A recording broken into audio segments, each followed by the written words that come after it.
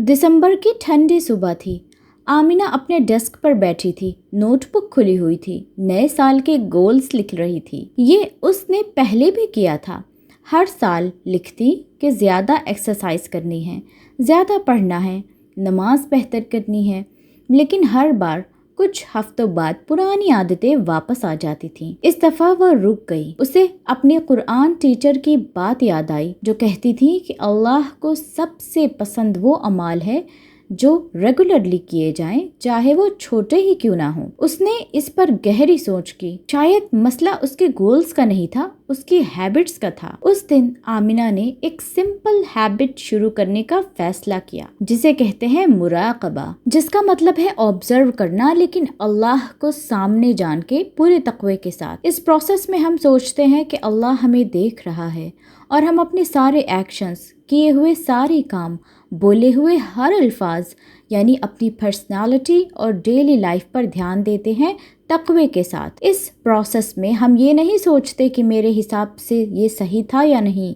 बल्कि सोचते हैं कि अल्लाह की नज़र में ये सही था या नहीं। तो आमिना ने फैसला किया कि वो हर रात सोने से पहले मुराकबा करेगी, यानी कि वो 5 मिनट खामोशी से बैठती अकेले में और खुद से 3 सवाल करती। क्या मैंने आज नमाज तवज्जो से पढ़ी? क्या मैंने अपनी जुबान और इमोशंस को अल्लाह के बनाए हुदूद तक ही रखा? क्या मैंने आज एक काम सिर्फ अल्लाह के लिए किया, सवाब की नीयत से? वो ईमानदारी से लिखती, बिना किसी बहाने के।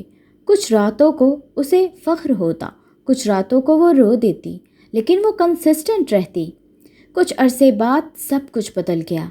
उसकी नमाज ज़्यादा सुकून वाली हो गई। वो कम एंग्शियस महसूस करने लगी।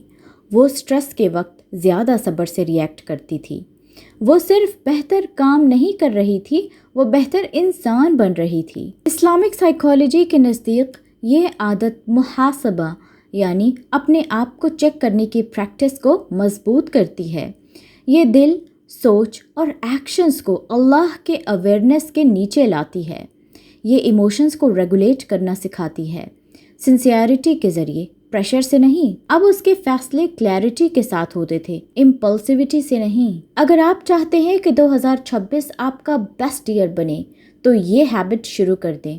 हर रात 5 मिनट मुराकबा करें, अपने दिन पर सोचें और दिल को अल्लाह से रियलाइन करें। असली तब्दीली तब आती है जब आप अपने आप का हिसाब लें, उस वक्त से पहले जब अल्लाह आपसे हिसाब लें।